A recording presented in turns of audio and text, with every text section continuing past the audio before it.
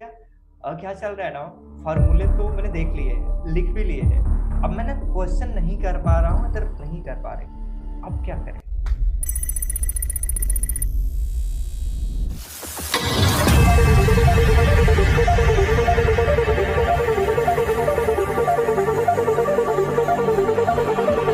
Like it's not important कि coaching का तो नाम हो गया है बस कि कोचिंग कोचिंग ज्वाइन करनी है।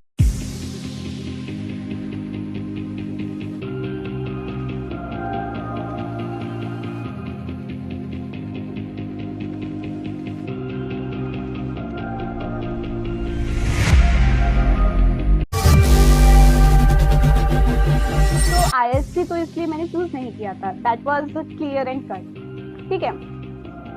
आईआईटी के लिए चूज करने का फैक्टर होता है कि टॉप कॉलेज किसको नहीं चाहिए होता है।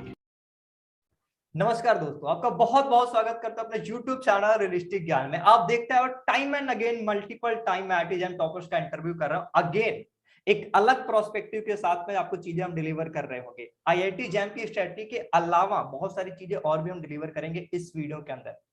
हमारे साथ है सोनाली गर्ग जी। तो वेलकम है सोनाली। अपने बारे में, अपनी रैंक के बारे में और करंटली आप कहाँ पढ़ रहे हो, थोड़ी इंट्रोड्यूस करो। Thank you sir, thank you so much.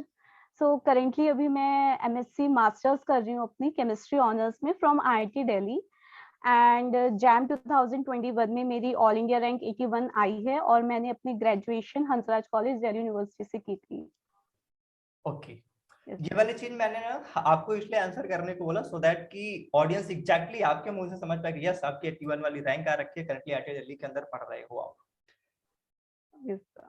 अच्छा, आप ये बताओ कि किस तरीके से आपकी जर्नी की स्टार्ट हुई थी, किस तरीके से आपने जैम के लिए पढ़ना स्टार्ट करा था कि अब मुझे जैम पता चल गया है, I have to prepare for this JAM. किस तरीके से बिगिनिंग करी थी आपने? ओके। तो बेसिकली लाइक मैंने हंसराज कॉलेज में केमिस्ट्री ऑनर्स में अपना एडमिशन ले लिया था। तो उसके बाद कोई आइडिया नहीं था कि आगे क्या करना है, इसके बाद होता क्या है। तो फर्स्ट ईयर में सीनियर्स से बात की है, फिर कोचिंग सेंटर्स पे जाके देखते थे कि आगे क्या अपॉर्चुनिटीज होती हैं। मैंने उसके लिए अपनी कॉलेज की सोसाइटी भी ज्वाइन की थी, क्योंकि कॉलेज के सोसाइटी में क्या होता है कि हमारे इवेंट्स होते हैं। तो जो इवेंट्स होते हैं ना, उसके लिए हमें जाके स्पॉन्सरशिप्स लानी होती है। तो उसके लिए हमें थोड़ा, जब वहां हम लोग कोचिंग सेंटर्स पे जाते थे तो हमें काफी चीजें पता चलती थी। लाइक जैम एग्जाम होता है, आगे जैम के बाद हमारा गेट एग्जाम होता है, सीएसआईआर नेट एग्जाम होता है। तो वहां से मुझे चीजें पता चली कि नहीं, हाँ मेरी फील्ड में भी काफी अपॉर्चुनिटीज हैं, काफी ऐसे एग्जाम्स हैं जो हम आगे दे सकते हैं। तो उसके बाद मैंने, ठीक है, तब पता चल गई चीजें, अच्छा था। उसके बाद फिर सेकेंड ईयर में मैंने एक दो कोचिंग सेंटर्स पे गई मैं कि हमें कितने ईयर का प्लान मतलब कितने ईयर के लिए प्रिपरेशन करनी चाहिए हमें। तो वहां पे जाके कुछ बोलते थे कि आप 2 ईयर का अच्छा होता है, 2 ईयर के लिए अगर आप प्रिपेयर करें, या केवल 1 ईयर के लिए भी प्रिपेयर करें तो वो सफिशिएंट होता है। तो मैंने थोड़ा सोचा और फिर मैंने सोचा कि ठीक है, अगर 2 ईयर के लिए मुझे मिल रहा है और उसके लिए उसका एक प्लस पॉइंट ये होगा कि 1 साल अगर मैं अच्छे से नहीं भी कर पाई तो मैं चीजों के साथ टचअप में रहूंगी, मुझे चीजें पता होंगी, स्टार्ट होना शुरू होंगी चीजें। ठीक है। बेसिकली यही होता है कि जब हम 11th क्लास में आते हैं तो 11th स्टैंडर्ड किस लिए होता है कि हमें अपनी साइंस के बारे में पता चले। केमिस्ट्री, फिजिक्स सब अलग अलग हो जाती है, तो हम लोग चीजों के लिए नोन होते हैं। तो वही काम मैंने अपनी सेकेंड ईयर में किया। मैंने अपने कोचिंग स्टार्ट कर दी जून में। तब तो दिल्ली में ही थी, तो ऑफलाइन कोचिंग होती थी, तो वहां पर जाते थे, अपना स्टार्ट की। ठीक है, अच्छा लगने लगा, इंटरेस्टिंग लगने लगा, नई नई चीजें पता चल रही थी, केमिस्ट्री और अच्छी लगने लगी, इंटरेस्टिंग लगने लगी। उसके बाद ठीक है, टाइम कम दे पाती थी कॉलेज की वजह से, बट अच्छा था। उसके बाद तो बस लॉकडाउन लग गया, तो फिर थर्ड ईयर में मैंने अपने घर से ऑनलाइन कोचिंग ली है। और इस तरीके से बस मेरा पूरी जर्नी रही है, मैंने स्टार्ट किया था अपना। Okay okay. या एक चीज जो मैं नोटिस कर पा रहा हूँ करंटली, आप डीयू के अंदर पढ़ रहे थे, वो भी one of the top college Hansraj के अंदर। आप दिल्ली में रह रहे थे, इतने ज्यादा अवेयर थे। अब मैं बात कर रहा हूँ उस बच्चे के प्रोस्पेक्टिव से जो एक टॉप कॉलेज में नहीं पढ़ रहा है, मतलब बीएचयू में नहीं पढ़ रहा है, डीयू में नहीं पढ़ रहा है, एंड उसको बहुत लेट पता चला है। मे बी इस वीडियो को देखने के बाद उसको पता चल रहा है कि हाँ, आईआईटी जैम इज समथिंग जिसके थ्रू मैं आईआईटी के अंदर जा सकता हूँ, इधर जा सकती हूँ, क्या अब वो प्रिपेयर करके बहुत अच्छा कर सकता है, अदर कर सकती है? यदि कर सकता है या कर सकती तो कैसे करना चाहिए? ओके, तो देखो, अभी जैसे अगर आपको अभी पता चल रहा है तो इट्स नेवर टू लेट। तो मतलब इस क्या होता है कि आईआईटी जैम के लिए स्टार्टिंग में जो हम लोग पढ़ते हैं ना, वो होता है कि हम बहुत ही डीपली स्टडी करते हैं, थोरो स्टडी जिसे बोलते हैं एक। तो बट जो पेपर होता है, जैम का पेपर होता है, वो बहुत ही पॉइंट टू पॉइंट होता है। हमें पता होना चाहिए कि कौन से किस टॉपिक का वेटेज ज्यादा होता है। ज्यादा डीप पढ़ेंगे उसका कोई यूज नहीं है, वो होता है अपने नॉलेज के लिए, अपना एक सेटिस्फेक्शन होता है कि हाँ, हमें अगर हम पढ़ रहे हैं तो हमें सब चीजों के बारे में पता होना चाहिए। अगर हम किसी को पढ़ाना चाहते हैं तो हम उसे अच्छे से एक्सप्लेन कर सकें। वो चीज तो हम बाद में भी कर सकते हैं। मेन मेन क्राइटेरिया कि हमें एग्जाम क्रैक करना है और मुझे आईआईटी में जाना है। तो उसके लिए तो क्या है कि अगर हम अभी से स्टार्ट कर रहे हैं तो बहुत अपना सिलेबस देखो कि हमारे सिलेबस में क्या है, उसको अपने कॉलेज कोर्स के साथ सिंक्रोनाइज करना चाहिए। मेरे कौन कौन से टॉपिक मेरे कॉलेज से मिलते हैं और मेरे कौन कौन से टॉपिक मेरे जैम के सिलेबस के अलग हैं, उनको अलग अलग पॉइंट आउट करो। उसके बाद आपके बहुत सारे यूट्यूबर्स होते हैं कि बहुत अच्छे अच्छे आजकल तो ऑनलाइन लेक्चर्स मिलने लगे हैं। वीडियोस देखो सबकी कि किस चीज का, किस टॉपिक का वेटेज ज्यादा है, और उसके लिए प्रिपेयर करना स्टार्ट कर दो। ज्यादा डीप में नहीं, बस थोड़ा थोड़ा क्या होता है कि पॉइंट टू पॉइंट पढ़ना चाहिए। फिजिकल केमिस्ट्री में क्या होता है, आपको फॉर्मूलाज मेन होते हैं। ये आपको फिजिकल केमिस्ट्री के फॉर्मूला नहीं होंगे तो आप कोई भी क्वेश्चन नहीं कर पाओगे, कभी भी क्वेश्चन सॉल्व नहीं हो पाएगा उसका। तो आप क्या कर सकते हो कि फिजिकल केमिस्ट्री के फॉर्मूलाज एक तरफ लिखो, अपने नोट्स बनाओ उसके, और आपकी फिजिकल केमिस्ट्री प्रिपेयर हो जाती है। अगर आप लोग कॉम्पिटिटिव एग्जाम्स की बुक सॉल्व नहीं कर पाते तो previous year questions are more than enough. किसी भी टॉपिक के लिए प्रीवियस ईयर क्वेश्चंस बहुत इंपॉर्टेंट होते हैं। उसके बाद आपकी इनऑर्गेनिक केमिस्ट्री हो गई। इनऑर्गेनिक केमिस्ट्री में रीजनिंग पार्ट बहुत ज्यादा आता है, तो उसके लिए थोड़ा टाइम एक्स्ट्रा देना होता है, तो आप उसको थोड़ा टाइम ज्यादा दीजिए। और organic chemistry, organic chemistry basically क्या होता है कि ऑर्गेनिक केमिस्ट्री का कभी भी हम लोग कोई आइडिया नहीं बोल सकते कि इससे इतना पार्ट आएगा। ऑर्गेनिक बहुत अनप्रेडिक्टेड होती है कि कुछ भी कभी कुछ भी आ सकता है उससे। तो उसके लिए तो हमारा एक ही मोटिव होना चाहिए कि हम लोग नेम रिएक्शंस के लिए, जो भी हमारे ऑर्गेनिक जैम के सिलेबस में क्लियरली लिखी होती है कि कौन कौन से नेम रिएक्शंस आएंगी, तो हम लोग उन पर्टिकुलर नेम रिएक्शंस को टारगेट कर सकते हैं। फिर रिएजेंट्स वाले चैप्टर को टारगेट कर सकते हैं। तो बिल्कुल point to point, we have to stick to the syllabus जिसके लिए हम प्रिपेयर कर रहे हैं। अब इधर उधर भागने से कोई फायदा नहीं होता है अगर इस पॉइंट पे, इस टाइम पे हम लोग पढ़ रहे हैं। तो just stick to the syllabus. Yes exactly, जो आपने एक चीज इंट्रोड्यूस करें, इतनी परफेक्टली आपने इंट्रोड्यूस करा है कि जब हम बिगिनिंग के अंदर पढ़ रहे होते हैं ना, हमारा ये टारगेट होता है कि हम इतने डीप में इतने बेटर अंडरस्टैंडिंग ले ले, कोई हमसे कुछ भी पूछ रहा है हम उसको बहुत बेटर वे में एक्सप्लेन कर पाए। It kind of perfection level जो हम अचीव कर रहे होते हैं बिगिनिंग के अंदर। आप अभी पढ़ रहे हो ना, don't go for the perfection level. आप इतने लेवल पे जाओ जहां से आपके क्वेश्चन बने एंड कॉन्सेप्ट बिल्डअप हो आईआईटी जैम को ओरिएंटेड करके, आपके पर्टिकुलर एग्जाम को ओरिएंटेड करके। That is something that is really really important. अभी जैसे एक चीज आपने इंट्रोड्यूस करा कि फिजिकल केमिस्ट्री के केस में you have to just memorise the formulas and then you are able to solve the problem. ये चीज तो समझ आ रही। कई बार को ना बच्चे कमेंट बॉक्स के अंदर मैसेज करके इंडिविजुअली पूछ रहे होते, भैया क्या चल रहा है ना, फॉर्मूले तो मैंने देख लिए हैं, लिख भी लिए हैं, अब मैंने क्वेश्चन नहीं कर पा रहा हूँ, इधर नहीं कर पा रहे, अब क्या करें? मतलब प्रॉब्लम उनसे सॉल्व नहीं हो रहा है, एग्जैक्टली प्रॉब्लम को अप्रोच नहीं हो पा रहा है। वाली प्रॉब्लम अप्रोच कैसे डेवलप करा जाए? तो देखिए, फिजिकल केमिस्ट्री में हमें कैटेगरीज बनानी पड़ती है कि ये प्रॉब्लम इस कैटेगरी की है। तो मैं क्या करती थी अपने टाइम पे, जैसे पहले कॉन्सेप्ट्स पढ़ लिए, उसके बाद जो शॉर्ट नोट्स प्रिपेयर करती थी उसमें कैटेगरी वाइज क्वेश्चंस लिखती थी कि ये इस कैटेगरी का क्वेश्चन ये है तो इसमें ऐसे टाइप के लिए मुझे अप्रोच करना पड़ेगा, इस कैटेगरी का क्वेश्चन ये है तो मुझे ऐसे टाइप के लिए अप्रोच करना पड़ेगा। तो यू जस्ट एनालाइज, हमें एनालाइजेशन बहुत इंपॉर्टेंट होता है कि हम किस तरीके का क्वेश्चन आ रहा है हमारा, और अगर ये क्वेश्चन ऐसा है तो इसमें और क्या क्या हमसे पूछा जा सकता है। एक ठीक है, एक बार लाइक 2020 में अगर कुछ पूछा गया तो मे बी क्या पता उसी सेम क्वेश्चन का कुछ और हमसे 2021 में पूछा जा सकता है। तो हमें एनालाइजेशन इज वेरी इंपॉर्टेंट कि किस तरीके से हमारे से क्वेश्चन पूछा जा सकता है, आई थिंक। यस, अभी ना एक चीज मैं बताता हूँ यहाँ पे, एंड देखो यार, इतनी क्रीम वाली चीज आपके साथ में शेयर हो रही है, and if you are watching this video on YouTube, please hit the like button. Channel पे नए हो ना तो सब्सक्राइब भी कर लो यार। इतनी कोर वाली चीजें मैं टॉपर्स को ला करके आपके साथ में शेयर कराता हूँ, तो आप क्या कहते हैं, लाइक करना बनता है इनको? डेफिनेटली। एक चीज मैं बताता हूँ, जैसे हम खुद भी IIT जैम के लिए मेंटरशिप रन कर रहे हैं, जहाँ पे एग्जैक्टली ना मैं ये वाली चीज पे बहुत फोकस कर रहा होता हूँ। किसी भी चीज को बहुत बेटर करने के लिए ना एनालिसिस बहुत इंपॉर्टेंट है, बहुत ना बहुत इंपॉर्टेंट है। अभी जैसे एक बुक मैंने पढ़ी है, मेरे पास में ये बुक है, द कंपाउंड इफेक्ट। आपको हो सकता है स्क्रीन पे उल्टी उल्टी से दिखे क्योंकि फ्रंट कैमरे से रिकॉर्ड हो रही है। इस वाले बुक के अंदर राइटर ने एक चीज मेंशन करी थी, आप कोई नई हैबिट बनाने जा रहे हैं, if you are trying to do new something, then आपको क्या करना है, पहले समझना है कि यार ये वाली प्रॉब्लम अराइज क्यों हो रही है, ऐसा हो क्यों रहा है, किसी चीज को चेंज करने जा रहा है।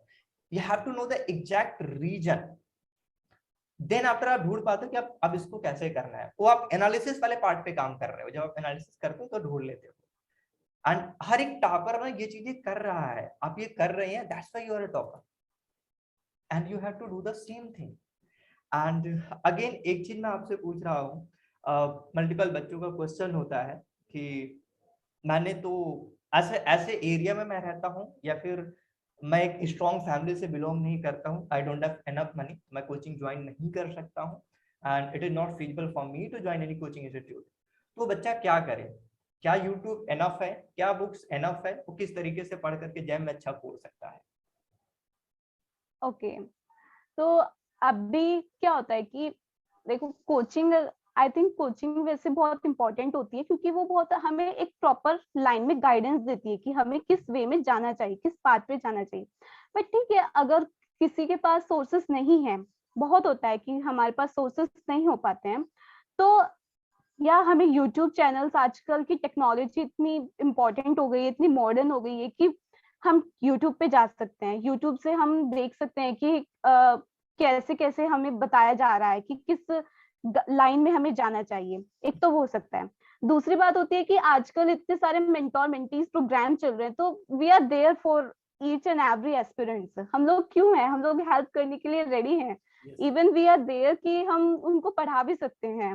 अगर कोई हम हमारे पास आना चाहे तो हम लोग उनकी हेल्प करेंगे, बिल्कुल करेंगे। तो वो हम लोग, आप हो, आपसे गाइडेंस लेते हैं बच्चे, तो आप हेल्प कर रहे हो ना, तो आप ऐसे बच्चे हेल्प ले सकते हैं, मेंटोर से हेल्प ले सकते हैं।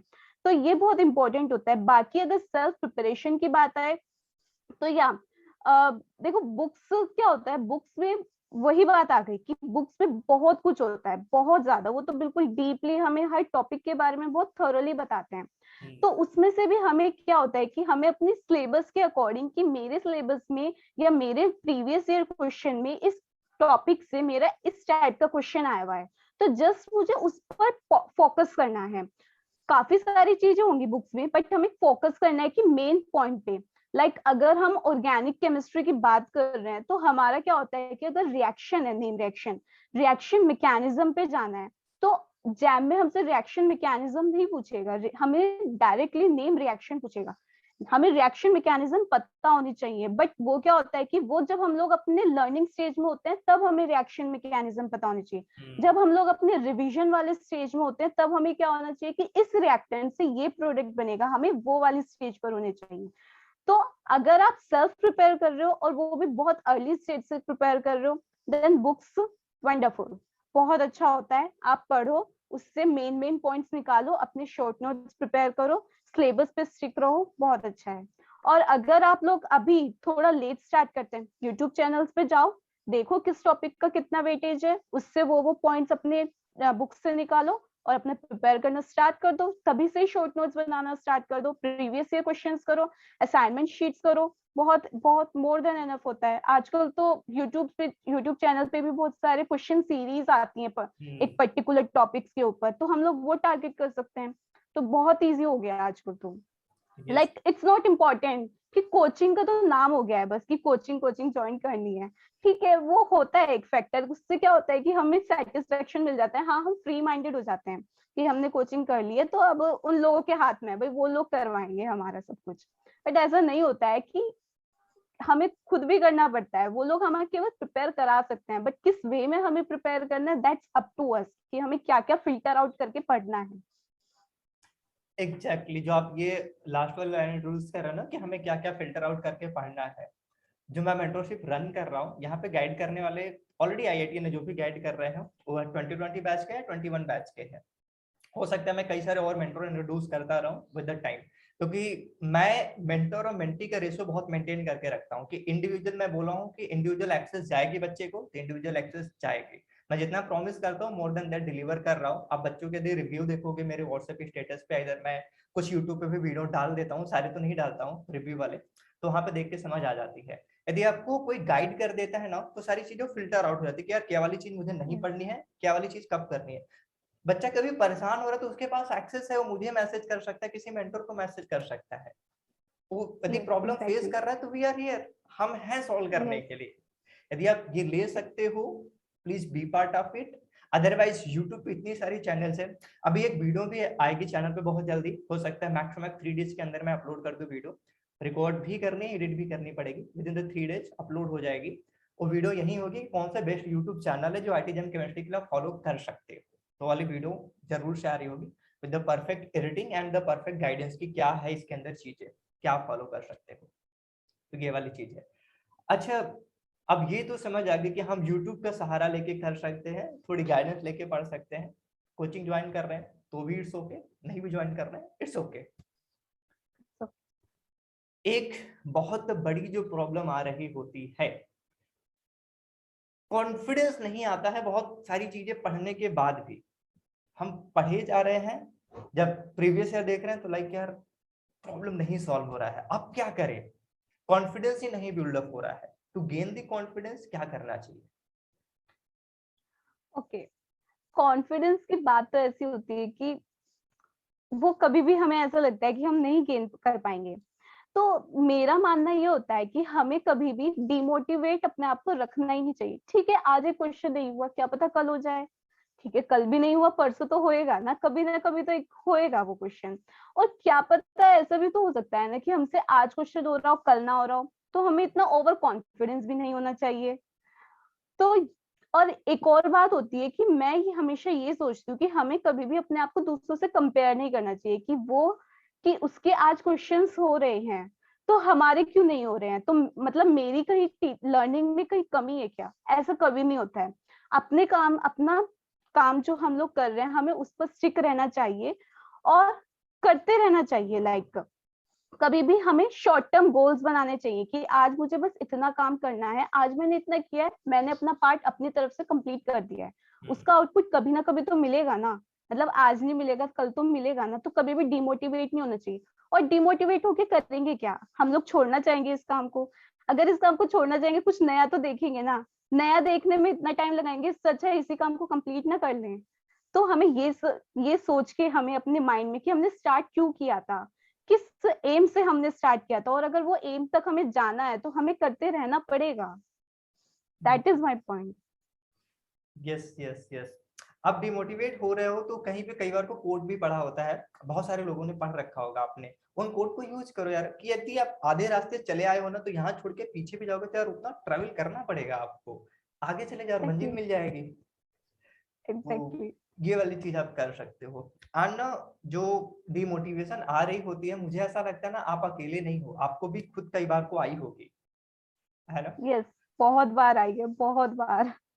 बट मेरा ये होता था कि ठीक है, शाम में डिमोटिवेट होगी, फिर अर्ली मॉर्निंग फिर से मेरा पूरा एक स्केड्यूल होता था, मुझे आज ये कंप्लीट करना है। मेरे शॉर्ट टर्म गोल्स होते थे कि मैं पहले दिन रात में अपना पॉइंट लिखती थी, मुझे कल ये करना है। कल अगर मैंने ये अचीव कर लिया तो मेरे लिए वो बहुत है, मोर देन एनफ है। तुम ठीक है, मोटिवेशन तो बाद में देखी जाएगी कि मेरे को आउटपुट क्या चाहिए। अच्छा आप ये बताओ, एक अभी माइंड के अंदर क्वेश्चन आ रही है, आप डिमोटिवेट हो रहे थे, मैंने तो चैनल पे बहुत सारे इंटरव्यू करके डाले, क्या कभी आपने चैनल के वीडियो देखे थे? यदि देखे तो आपसे हेल्प हुआ, बी जेन्युइन। ऐसा नहीं कि मुझे कुछ करने के लिए बोल दो, हेल्प हुआ था इधर नहीं। यस, बहुत ज्यादा हेल्प होती थी। मतलब अच्छा लगता है जब हम लोग को ऐसी बातें पता चलती है कि हाँ हम लोग अकेले नहीं है, सबके साथ होता है ये। कि अगर मतलब जब वो लोग अपना प्रिपेयर कर रहे होते हैं तो उन लोगों के साथ भी सेम फेज से वो लोग पास हुए हैं, कि वो लोग भी डिमोटिवेट होते थे, उन लोगों को भी फ्रस्ट्रेशन होती थी कि बहुत पढ़ रहे हैं यार, कैसे होगा क्या होगा। तो सेम चीज हमारे साथ होती है, तो ह्यूमन साइकोलॉजी है। तो ऐसा लगता था कि हाँ हम लोग अकेले नहीं है, तो अच्छा लगता था उसको वीडियोस को देख के। तो ये लगता था ठीक है, उन लोगों ने किया है तो हम भी करेंगे ही, उन लोगों ने अपने आप को मोटिवेटेड रखा है तो हमें भी रहना है मोटिवेटेड। तो हम्म। या वीडियोस को देखकर तो बहुत ही मतलब मोटिवेशन बहुत ज्यादा मिलती है, एक लाइट फील होता है अंदर से। अच्छा अभी आप ये बताओ, है ना, कई बार को मेरे से पूछ रहे होते हैं बहुत सारे स्टूडेंट, इवन कई सारे यूट्यूब चैनल के कमेंट में लिख रहे होते हैं, कुछ मेरे वीडियोस के अंदर भी कमेंट में लिख रहे हैं, कंटिन्यूटी उनसे मेंटेन नहीं होती है। लाइक आज सुपर पॉइंट ऑफ है, ये वाली चीजें कर देंगे, ये वाली चीजें कर देंगे, 100 क्वेश्चन लगा देंगे, ये वाली बुक पढ़ लेंगे, लाइक दैट सब कुछ करके रख देंगे और कर भी लिए। समहाउ नेक्स्ट डे वो देखते हैं कि यार आज ना कुछ भी नहीं हो पा रहा है। मतलब वो जो कंटिन्यूटी मेंटेन करने वाली चीज होती है ना, विद परफेक्ट एनर्जी लेवल, वो वाली चीज नहीं मेंटेन हो पाती है। वो वाली चीज मेंटेन करना कितना डिफिकल्ट है और उसको किस तरीके से मेंटेन करा जाए। और ये वाला क्वेश्चन पूछने का पर्सपेक्टिव मेरा ये है ना, कि जो बच्चे नहीं मेंटेन कर पाते हैं वो थोड़ा सा समझ पाए कि यार मेंटेन क्यों नहीं होती है और हम कैसे मेंटेन कर सकते हैं। ओके, जैसे आपने कहा है कि आज मैंने इतनी सारी चीजें कर ली हैं और कल कुछ नहीं किया, तो उसमें कोई प्रॉब्लम नहीं है। हमने कल इतनी सारी चीजें की हैं, अगर हम कल थोड़ा कम कर लेंगे तो उसमें कोई बिल्कुल भी प्रॉब्लम नहीं है। परसों फिर हम कल से कंपेयर करेंगे ना कि यार मैंने तो कल बिल्कुल बहुत कम चीजें की हैं, तो आज मुझे अपना वो बिल्कुल मेंटेन बैलेंस करना है, तो मैं कल बहुत सारी चीजें करूंगा। तो इस तरीके से हमें अपने आप को मेंटेन रखना चाहिए। कंसिस्टेंसी तो बिल्कुल नहीं होती है, कभी आजकल आज तक फॉलो ही नहीं हुई है किसी से भी, 100% हम लोग कभी नहीं देख पाते हैं। ठीक है, तो अगर हमें एक अपना मैं हमेशा सबको ये ही सजेस्ट करना चाहूंगी कि अपने शॉर्ट टर्म गोल्स बनाओ, बहुत काम आते हैं शॉर्ट टर्म गोल्स। आप पहली रात में पॉइंट्स लिख लो कि मुझे कल ये पढ़ना है, और कभी भी किसी एक चीज को नहीं पढ़ना चाहिए, हमें मल्टीपल चीजें करनी चाहिए जिससे हम कभी भी बोर ना हुए अपने टास्क से। लाइक अगर मैं ऑर्गेनिक केमिस्ट्री पढ़ रही हूँ तो आज बस मुझे ऑर्गेनिक केमिस्ट्री का ये टॉपिक पढ़ना है, फिजिकल में मुझे आज इतने न्यूमेरिकल्स लगाने हैं, और इनऑर्गेनिक में मुझे इतने रीजनिंग पार्ट कवर अप करना है। उसके बाद आज मुझे ये क्लास देखनी है, और आज मुझे ये प्रीवियस ईयर पेपर सॉल्व करना है। तो मेरे 5-6 टास्क कंप्लीट हो गए हैं, और वो भी कोई एक टास्क नहीं है, वेराइटीज वाले टास्क हैं। तो आपको बहुत इंटरेस्ट रहेगा। उसके बाद आप क्या कर सकते हैं कि लाइक आपने वन डे ये किया, ठीक है, सेकंड डे आपसे इसमें से कुछ एक दो चीज नहीं हो पाई, तो उस वर्क को हमें क्या करना चाहिए, दो, अगर हम अपने नेक्स्ट 3 या 4 डेज में उस वर्क को बिट्स में तोड़कर हमें करना चाहिए। लाइक अगर वो टॉपिक मेरा 2 घंटे का है तो मैं सेकंड डे में उस टॉपिक को 15 मिनट्स दूंगा, लाइक थर्ड डे उसी टॉपिक को अपने बाकी टॉपिक्स के साथ 15 मिनट्स दूंगा, और अपने 4 डेज में अपने उस टॉपिक को मैं कवर अप कर लूंगा। तो इस तरीके से क्या होगा कि हमें ये भी नहीं लगेगा कि हमने अपना कोई किसी वर्क के साथ कॉम्प्रोमाइज किया है या किसी टॉपिक के साथ कॉम्प्रोमाइज किया है, और हमें ये भी नहीं लगेगा कि हमने अपना टाइम कम दिया है। तो उस तरीके से हम अपने वर्क को कंटिन्यू रख सकते हैं, कंटिन्यूटी मेंटेन कर सकते हैं। हम्म। अच्छा जो आपने इंट्रोड्यूस करा ना कि हमें शॉर्ट टर्म गोल बनाने चाहिए, एग्जैक्टली मैं ना अभी देखो ना बहुत सारे जो भी वीडियो को देख रहे हो ना, ऐसा नहीं कि हम बहुत कोई रॉकेट साइंस वाली चीजें शेयर कर रहे हैं, वही चीजें हम शेयर कर रहे हैं जो आपने फॉलो करा है, जो चीजें वर्क यस, करती हैं। Yes, the thing that matters is कि आपको करना होता है, दैट्स इट, यस, जस्ट आपको करना यस, है। अभी जैसे ना अपने मेंटोरशिप के अंदर मैं कई सारे लाइव ट्रेनिंग लेता हूँ, और संडे को होती है, कभी ट्यूसडे को होती है ट्रेनिंग, मतलब दोनों में से किसी एक दिन मैं ट्रेनिंग ले रहा होता हूँ। जैसे आपकी बार भी मैं संडे को ट्रेनिंग तो नहीं कर पाऊंगा, रीजन भी कि मुझे कई सारे ट्रेनिंग खुद लेने हैं और इंटरव्यू करनी है, तो ट्यूसडे को ट्रेनिंग होगी। तो वहां पे जस्ट मैं कुछ छोटी बातें शेयर कर रहा होता कि हाँ आपको अपने डेली के टास्क लिखने हैं, उसके मैं तरीके बता रहा था कि आपको कैसे टास्क अपने लिखने हैं, क्या पॉइंट का यस, आप ध्यान में रखोगे। It will take time, it may take 20 minutes, it's okay लग रहा होगा, शुरुआत में इतना समय लगेगा, थोड़ा रिड्यूस होकर 15-10 मिनट पे आ जाएगा अपने टास्क लिखने के अंदर। अब ये वाली चीजें कर रहे होगे तो एग्जैक्टली आपको पता है कि आपको क्या करना है, देन आप कर रहे होगे। एंड कई बार को आपको पता ही नहीं होता कि हमें क्या करना है, तो फिर तो ठीक है ना, मोबाइल चलाओ यार, स्क्रॉल करो, ऐसे फिर बढ़िया है। एग्जैक्टली आपको पता होना चाहिए कि आपको क्या करना है, देन आफ्टर यस। थोड़ी एनालिसिस कर लो डे की कि हमने ये वाली चीज कर रखी। मुझे तो देखो आपसे बात कर कर लिटरली मैं खुद भी एग्जैक्टली चीजें रिलेट कर पा रहा हूँ कि यार मैं भी तो लाइफ में यही चीजें कर रहा हूँ, मैं कुछ नया नहीं कर रहा हूँ, बट काइंड ऑफ थोड़ी ठीक ठाक कर ले रहा हूँ, और आपने तो मच बेटर करा है। तो मुझे लगती है कि जस्ट नॉर्मल नॉर्मल चीजें आपको करती रहनी होती है। अच्छा, आप ना थोड़ा सा जैसे पढ़ रहे हो, कंटिन्यूटी भी मेंटेन कर रहे हो, एंड मे बी रिवीजन भी कर ले रहे हो, यू आर डूइंग एवरीथिंग। बहुत बिगिनिंग के अंदर ही आपने इंट्रोड्यूस करा कि प्रीवियस ईयर बहुत इंपॉर्टेंट वाली फैक्टर हो जाती है।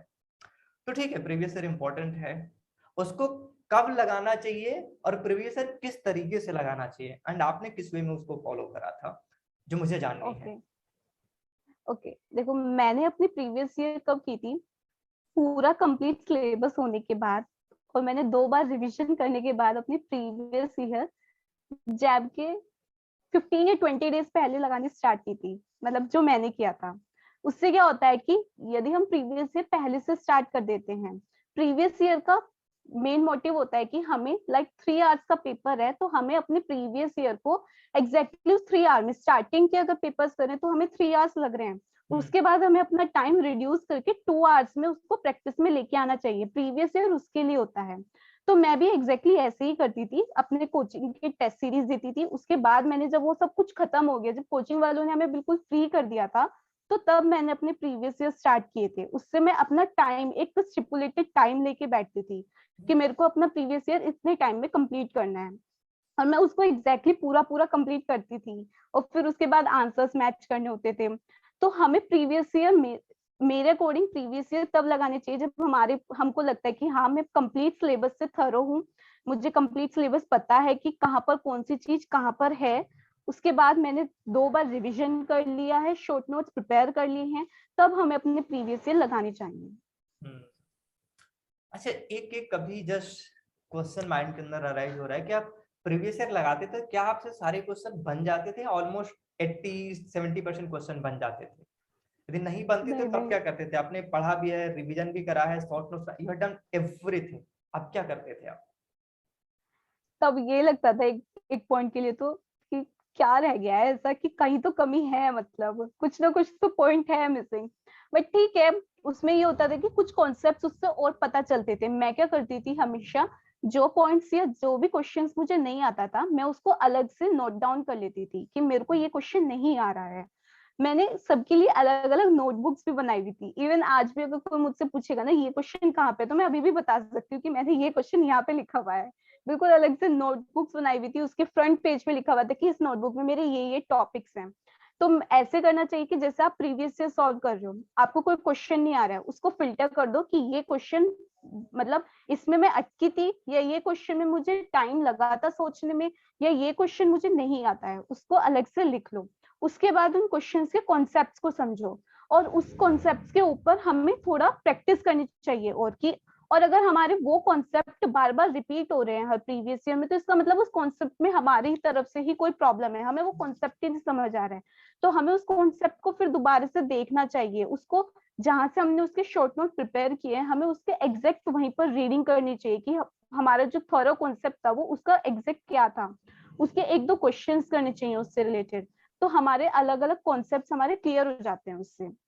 ठीक है, ऐसे तो बहुत सारे क्वेश्चंस होते हैं, कभी भी हम लोग 100% नहीं कर पाते हैं। मतलब एग्जाम में जो पेपर हम लोग अपने 11th स्टैंडर्ड या 12th स्टैंडर्ड में देते थे, उसमें भी कौन सा हम लोग बिल्कुल 100% कराते थे, कि 1-2 क्वेश्चंस तो ऐसे होते थे ना कि जो हमें बिल्कुल ही अलग होते थे, कोई कोई कर पाता था या तुक्के से लग जाते थे। तो ऐसा होता है, तो उसको ऐसे माइंड में चिल होके ऐसे सोचना चाहिए कि यार कोई बात नहीं, कर लेंगे, ये वाला क्वेश्चन नहीं आया, 2-3 क्वेश्चन तो ऐसे एक्सेप्शंस में होते हैं जो अलग से ढाल देते हैं, तो उससे कुछ फर्क नहीं होता। अच्छा ना, एक एक चीज ना, अभी अब ना जिन चीज आप शेयर कर रहे हो कि आप जब सॉल्व कर रहे हो प्रीवियस ईयर, तो ऐसा नहीं होगा कि सारे क्वेश्चन सॉल्व कर लोगे। इवन कई बार को ना एक टीचर भी, मुझे लगता है पेपर लेके बैठेंगे तो उसमें भी हो सकता है 1-2 क्वेश्चन को रिकॉल ना कर पाए एट द टाइम जब वो पेपर को सॉल्व कर रहे हैं। इट माइट बी पॉसिबल, ऐसा हमेशा नहीं ट्रू है, इट माइट बी पॉसिबल। एक चीज मैं यहाँ पे पूछता हूँ कि आप बता रहे हो कि आप अलग से कॉपी के अंदर जाके लिख रहे होते थे, एग्जैक्टली आपको पता है। मैं एक चीज की बहुत तारीफ करना चाहूंगा यहाँ पे, बहुत परफेक्टली आपने करा है कि एक एक पॉइंट को मेंशन करा कि इस वाले कॉपी के अंदर ये वाली चीज है। ये शो करता है ना हाँ, आप मैनेजमेंट स्किल बहुत तगड़ी वाली है। चीजों को बहुत। यहीं पे आता है मैनेज करना। यदि आप इन चीजों को बहुत परफेक्टली मैनेज करके चलोगे ना तो आप मच बेटर कर पाओगे। अब क्वेश्चन मेरा यहाँ पे आ रहा है, ये हो रहा है कि आप यदि लिख रहे थे अपने कॉपी के अंदर जाके कि हाँ ये क्वेश्चन है थोड़ा टफ वाला, सोचने में टाइम लगा, मैं पहली बार में नहीं सॉल्व कर पाई थी, टाइम नहीं लगता था इन चीजों को लिखने में, लगता नहीं था कि यार बहुत टाइम बर्बाद जा रहा है मेरा, ऐसा कुछ? नहीं, बिल्कुल भी नहीं। Doing the same thing. आप आईआईटी दिल्ली को जैसे लेना चाहिए ना, आप उस वे में ले रहे हो कि हाँ मैं ये वर्कशॉप ज्वाइन कर सकती हूँ, हाँ मैं ये वाला कोर्स ज्वाइन कर सकती हूँ, हाँ मैं ये वाली भी चीज कर सकती हूँ, वो वाला आप यूज कर रहे हो, जो लिटरली एक डिफरेंस क्रिएट करती है और लाइफ के अंदर बहुत आगे लेके जाती है। जो आप बता रहे हो कि मैं गाइड भी कर रही हूँ, मैं टेस्ट सीरीज भी क्रिएट कर रही हूँ, एक चीज हो सकता है इफ इट इज पॉसिबल तो हम ऐसा कर रहे होंगे कि जो मेरी मेंटरशिप प्रोग्राम है, you can be a mentor over there, यदि ऐसा पॉसिबल है तो हम बिल्कुल कर सकते हैं। अच्छा, अब एक चीज ये बताओ कि आप जो गेट का टारगेट किए हो ना कि हाँ मुझे गेट एग्जाम देनी है, मुझे सीएसआर नेट एग्जाम देनी है, वो आप क्यों देना चाहते हो? क्यों गेट देना चाहते हो, क्यों सीएसआर नेट देना चाहते हो, या फिर अपने आईआईटी को क्यों चूज करा? और एज ए नो कि आपने आईआईसी बेंगलुरु का इंटरव्यू भी क्रैक कर रखा है, तो क्या फैक्टर थे इसको चूज करने का? ओके, तो आईआईटी चूज करने का और आईएससी और आईआईटी में से आईआईटी चूज करने का फैक्टर ये था कि like I am not sure कि मुझे आगे पीएचडी रिसर्च में आगे आगे जाना है। तो आईएससी तो इसलिए मैंने चूज नहीं किया था, that was clear and cut. ठीक है। आईआईटी के लिए चूज करने का फैक्टर होता है कि टॉप कॉलेज किसको नहीं चाहिए होता है। अगर हम आईआईटी जैम प्रिपेयर कर रहे हैं तो हमारा टारगेट यही होता है ना कि हम लोग आईआईटीज में जाना चाहते हैं। तो तो दैट वाज ऑब्वियसली क्लियर कि आईआईटी तो जाना ही होता है। उसके बाद कि आईआईटी दिल्ली में ऐसा क्या है कि आईआईटी दिल्ली चूज किया है, या मेरे को गेट और सीएसआईआर नेट क्यों देना है। तो गेट और सीएसआईआर नेट ये एग्जाम्स ऐसे होते हैं कि जो हमें टैग देते हैं, जो हमें अलग तो बिल्कुल सबसे अलग क्रिएट कर देते हैं। अगर आज हम लोग आईआईटी जैम पास आउट हैं और वो क्लियर किया है, क्वालिफाई किया है, तभी तो हम लोग आपसे बात कर रहे हैं। तो अगर हम लोग गेट और सीएसआईआर नेट क्रैक करेंगे तो हम लोग आगे उसके लिए लोगों को मेंटोरशिप दे सकते हैं, उसके लिए गाइडेंस दे सकते हैं। उसके बाद और भी बहुत सारी अपॉर्चुनिटीज होती है। लाइक अगर अभी मेरा कोई फिक्स एम नहीं है या मुझे क्या करना है आगे अभी इतना क्लियर नहीं है, लाइक अभी तो मैं बहुत सारी मल्टी डायमेंशनल चीजों में अपना टाइम दे रही हूँ, बट ये होता है लाइक गेट एग्जाम के बाद आपके पास बहुत सारे ऑप्शंस हो जाते हैं। लाइक आप पीएचडी के लिए आपके पास बहुत सारे ऑप्शंस हो जाते हैं कि आप अच्छी अच्छी आईआईसी से, आईआईटी से, आपके पास आइजर्स से आपके पास पीएचडी के ऑप्शंस होते हैं। तो आप पीएसयूज में भी, जॉब सेक्टर्स में भी इवन गेट स्कोर एप्लीकेबल होता है, वो लोग एक्सेप्ट करते हैं। तो GATE is very important for us. उसके बाद सीएसआईआर नेट, अगर आपको टीचिंग लाइन में जाना है, लेक्चरशिप में जाना है, then that is very important. तो वो आपको एक टैग देता है और उस टैग के लिए कुछ भी को सब देखते हैं, तो दैट इज वेरी इंपॉर्टेंट। अभी जो आप बता रहे हो ना कि हाँ मेरे पास अभी एक टैग है, देन आफ्टर अभी मैं आपका इंटरव्यू कर रहा हूँ, अभी गेट की भी इनकी इंटरव्यू आएगी। सबसे पहले गेस्ट होने वाले गेट के कैटेगरी के अंदर सत्यम सोनी भैया होंगे, वो बीएचयू से ही पढ़े हुए हैं, हम मेरे सीनियर रहे हैं, अभी आईआईटी बॉम्बे से पास आउट हो रखे हैं, तो पहले गेट के गेस्ट वो होने वाले हैं। उसके बाद भी कई सारे और गेस्ट होंगे जो गेट के कैटेगरी के अंदर भी होंगे। मैं खुद भी बहुत सारी कैटेगरी के अंदर एक्सपैंड कर रहा हूँ। आज मेरे साथ लाइक मेरी नेटवर्किंग बहुत ही स्ट्रांग हो रखी है इस वाले फील्ड के अंदर, मतलब आईआईटी जैम गेट की कैटेगरी के अंदर। इवन इसके अलावा बिजनेस फील्ड के अंदर भी मेरी नेटवर्किंग बहुत ही स्ट्रांग है। मैं बिजनेस वाले वीडियो यहाँ पे इसलिए नहीं डाल रहा हूँ क्योंकि कई बार को आपको लगने लगता है कि यार ये क्या बीच में चीजें इंट्रोड्यूस कर रहा है। आपको ना बहुत ओपन माइंड से उस चीज को लेना चाहिए। मैं एक अलग एंगल, एक अलग डायमेंशन आपको देना चाह रहा हूँ। ऐसा नहीं कि मैं केवल आईआईटी जैम के लिए चीजें कर रहा हूँ, मैं मेंटरशिप रन कर रहा हूँ, यूट्यूब चला रहा हूँ, इसके साथ में फ्रीलांसिंग, अफिलिएट मार्केटिंग भी मैंने करी हुई है, और भी कई सारी चीजें कर रहा हूँ जिसको मैंने आज तक रिवील नहीं करा है। आफ्टर सर्टेन टाइम वो बाहर आ जाएंगे, वो दिखने लग जाएंगे। और कई सारे नए स्किल पे मैं काम कर रहा हूँ, जो वर्ल्ड के, जो इंडिया के टॉप टीचर हैं, एजुकेटर हैं, आप लीडर बोल सकते हो। ऐसा नहीं कि मैं केमिस्ट्री सीख रहा हूँ, फिजिक्स सीख रहा हूँ, बहुत सारी अलग अलग चीजें सीख रहा हूँ जो मेरी स्किल को इनहेंस कर रहे हैं। जैसे आप एक छोटा सा स्किल देख लो कि मैं वीडियो एडिट कर रहा हूँ, बहुत रॉकेट साइंस नहीं है। बहुत सारे लोग इसको देख के डर जाते हैं कि यार वीडियो एडिट कैसे होगा। अरे भाई करो, हो जाएगा, सिंपल है ये वाली चीज। ऐसे ही आप बिजनेस फील्ड के बारे में, किसी और फील्ड के बारे में देखोगे, सिंपल है, करोगे हो जाएगा। बस हम वरीड है, इतना डरा दिया गया है हमें कि ये वाली चीज नहीं करना है ना, बस यदि ये कर रहा तो इतना ही करना है, ये तुम्हारे लिए नहीं है। नहीं भाई, ट्राई मारो, आप भी मल्टी डायमेंशनल वाली चीजें कर रहे हो। ये मुझे लगता है ना, आपको एज ए पर्सन बहुत ग्रोथ देता है, एज ए पर्सनैलिटी आपको बहुत ग्रोथ कराता है, जो बहुत इंपॉर्टेंट है। हम अभी जैसे ना एक मैं इंसिडेंट शेयर करता हूँ। एक जैसे हमारे मेंटी हैं, उनका ना वो एमएससी फिजिक्स की मेंटी है। वो कुछ दिन से बड़ी परेशान थी, वो मतलब कुछ डाउट भेज रहे थे हमें, और डाउट को हम टेकन केयर नहीं कर रहे थे। हम लाइक कि मैंने मेंटर्स को बोल रखा था, अभी कोई बच्चे का डाउट आएगा सॉल्व मत करना। मैंने उनको मना कर रखा था, डाउट नहीं सॉल्व करनी है। बच्चे परेशान किया, भैया हमारे डाउट नहीं सॉल्व करवा रहे हैं।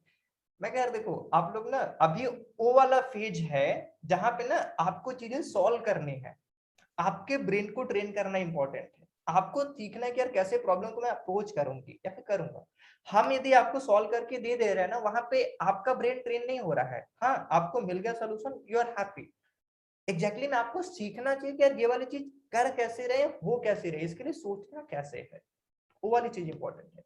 एंड कई बार आप वहां पे फोकस नहीं कर रहे होते हो। अब कुछ बातें हम और कर रहे होंगे आपसे।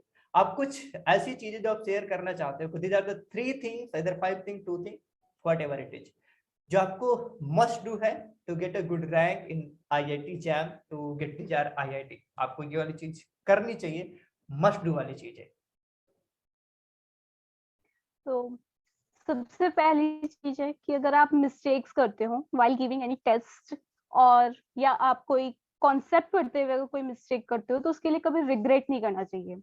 उस मिस्टेक को एक अपॉर्चुनिटी मानना चाहिए कि थैंक गॉड कि मेरे को ये पहले पता चल गई और मैं अब उसके लिए हाईली अलर्ट रहूंगा। तो उसके लिए कभी रिग्रेट नहीं करना चाहिए, first thing first. Second thing, management. Like मेरे को तो बहुत इंपॉर्टेंट लगता है कि management is very important. Management रखोगे चीजों का, तो लास्ट टाइम तक अगर आपको कोई टॉपिक भी पढ़ना होगा, आप उसको, आपको पता रहता है कि आपके माइंड में ना वो चलने लगता है कि हाँ मैंने ये सब चीजें इधर इधर की हुई हैं, और एग्जाम में भी बैठ के ना आपके माइंड में चलने लगता है कि मैंने ये क्वेश्चन यहाँ सॉल्व किया था, या इस क्वेश्चन से रिलेटेड कोई कॉन्सेप्ट ऐसा पढ़ा था मैंने यहाँ।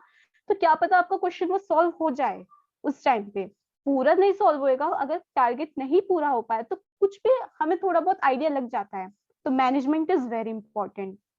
एंड थर्डली, कभी भी डीमोटिवेट नहीं होना चाहिए। Like keep motivated. अगर आपको लगता है कि आज मुझसे काम नहीं हो रहा है, तो ऐसा नहीं है कि वो कल नहीं होगा, कभी ना कभी तो वो आपसे काम होगा ही होगा। और अगर आप लोग इतना इनपुट दे रहे हो तो हमेशा आउटपुट मिलेगा। एंड मेन थिंग होता है कि कभी भी इस चीज को लेके नहीं चलना चाहिए कि मेरे को गोल मिलेगा या नहीं मिलेगा, आउटपुट मिलेगा या नहीं मिलेगा। अपने काम पे ध्यान रखना चाहिए, बिना किसी ग्रीड के कि हाँ मुझे तो पक्का आईआईटी में जाना है, या बस मुझे तो आईआईटी बॉम्बे या आईआईटी दिल्ली ही चाहिए, मुझे तो इतनी अच्छी रैंक ही चाहिए। पहले अपना इनपुट तो दो, 100% इनपुट तो दो, आउटपुट तो तभी तो 100% मिलेगा। तो कभी भी इस थिंकिंग के साथ कभी भी प्रिपरेशन स्टार्ट नहीं करनी चाहिए कि मेरे को तो हाई टॉप लेवल का ही आईआईटी चाहिए। अपना इनपुट दो, हार्डवर्क करो, दैट इज, फिर तो कोई भी चीज आपको नहीं रोक सकती कि आपके उस एम तक जाए, उस अचीवमेंट को अचीव करने के लिए। वाह, मुझे ना बहुत सारे इंसिडेंट को रिलेट होते हैं। देखो, अभी भी एक इंसिडेंट को रिलेट हो रहा है। मैं ये वाली बुक से बहुत रिलेट कर पा रहा हूँ। मतलब अभी तक मैंने बहुत सारी बुक पढ़ी है, इस वाले बुक के अंदर ना डायमंड वाली मुझे चीजें लग रखा है, भर रखी है। जैसे आप बता रहे ना, राइटर ने एक स्टोरी शेयर करी थी कि मुझे एक एक ड्रीम गर्ल थी जिसे मुझे अचीव करना था, लाइक मुझे उससे शादी करनी थी। अभी वो मुझे नहीं पता कैसी दिखती है, कैसे एग्जिस्ट करती है, मुझे कुछ नहीं पता है। मैंने क्या करा, मैंने चीजें लिखी कि मुझे उसके अंदर ये चीज चाहिए, मुझे उसके अंदर ये चीज चाहिए, वो ऐसी दिखनी चाहिए, ये करती रहनी चाहिए, सारी चीजें मैंने लिखी उसके लिए। अब मैंने उसके लिए क्या करा, लोग ये बोलते हैं लॉ ऑफ अट्रैक्शन का एक पार्ट लोगों को पता है कि आपको पता होना चाहिए कि एग्जैक्टली आपको क्या चीज चाहिए, एक पार्ट लोगों को पता है, उस पर काम भी कई बार को कर लेते हैं। जो सेकंड पार्ट है वो लोगों को नहीं पता है या अवेयर नहीं उसके बारे में। सेकंड पार्ट ये है कि अब राइटर ने अपने आप को इंट्रोस्पेक्ट करा कि यार मेरे अंदर क्या क्वालिटी आनी चाहिए कि मैं वाली क्वालिटी को अट्रैक्ट कर पाऊंगा। तुम्हारे अंदर तो भी कुछ होना चाहिए ना, दैट इज जो आपको इनपुट देना है। यस हाँ, आपको प्रिपेयर करना है, आपको क्वेश्चन प्रैक्टिस करनी है, आपको रिवीजन करना है, वो आपको इनपुट देते रहना है। जो आपका डिजायर्ड आईआईटी आपने एक बार छोड़ दिया, दैट्स ओके, वो आपको मिल जाएगी। वो राइटर के जिससे भी मैरिज करनी थी, नाम मुझे एग्जैक्टली याद नहीं है, बट हाँ ठीक था उनका।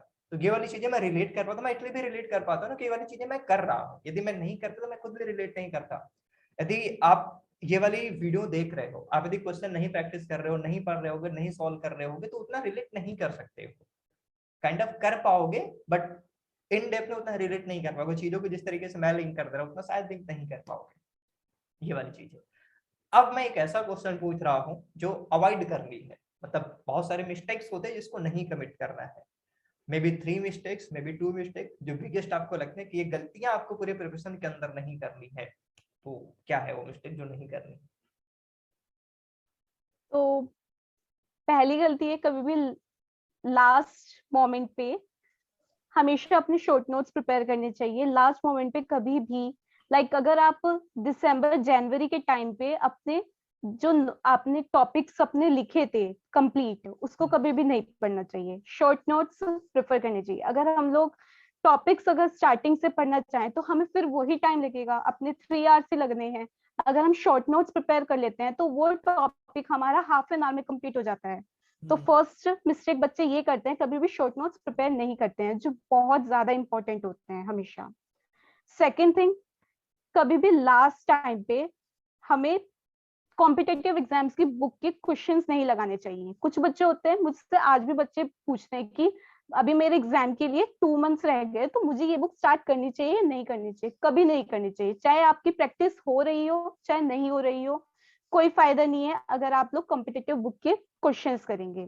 लास्ट मोमेंट पे आपका एक ही टारगेट होना चाहिए कि मेरे को कॉन्सेप्ट्स पता होने चाहिए, मेरे को क्वेश्चंस पता होने चाहिए कैसे होने चाहिए। और कुछ चैप्टर्स ऐसे होते हैं कि जो लास्ट मोमेंट पे ही प्रिपेयर करने चाहिए, तो उनको स्टार्टिंग में कभी प्रिपेयर नहीं करने चाहिए। ये भी एक बहुत इंपॉर्टेंट पॉइंट होता है। वो हमें वरी करने लगते हैं क्योंकि वो कुछ ऐसे चैप्टर्स होते हैं जो केवल ध्यान रख सकते हैं।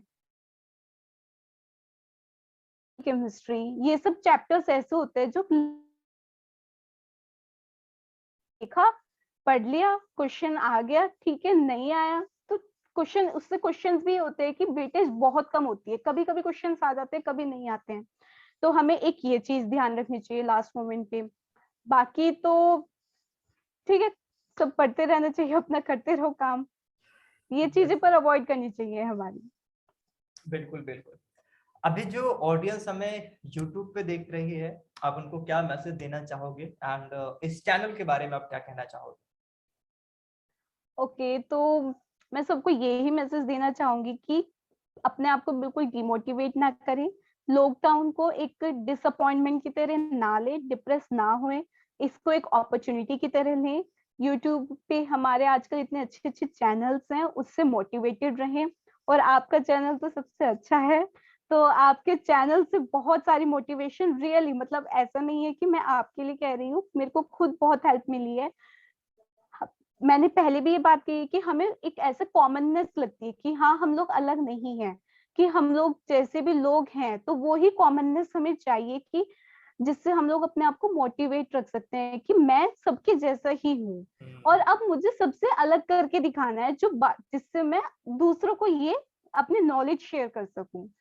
तो आई जस्ट वांट टू से कि मोटिवेटेड रहे, keep motivated, keep learning, do mistakes and learn from your mistakes and never regret from your mistakes. Yes That, yes. जो वाली चीज आप शेयर कर रहे हो ना, कि ऐसा नहीं कि मैं आपको केवल हैप्पी करने के लिए बोल दे रहा हूँ। देखो एक चीज ये है ना कि मेरा जो मेन मोटो है कि आपको इंस्पायर करते रहना, वो वाली चीजें आज मैं कर पा रहा हूँ। बहुत सारे बच्चे बहुत हैप्पी फील कर रहे होते हैं, बहुत सारे बच्चे हमारे, मैं 3 मेंटरशिप रन कर रहा हूँ ना, एक फिजिक्स के लिए, एक केमिस्ट्री के लिए, एक आईआईटी जैम के लिए, 3 मतलब अलग अलग रन कर रहा हूँ।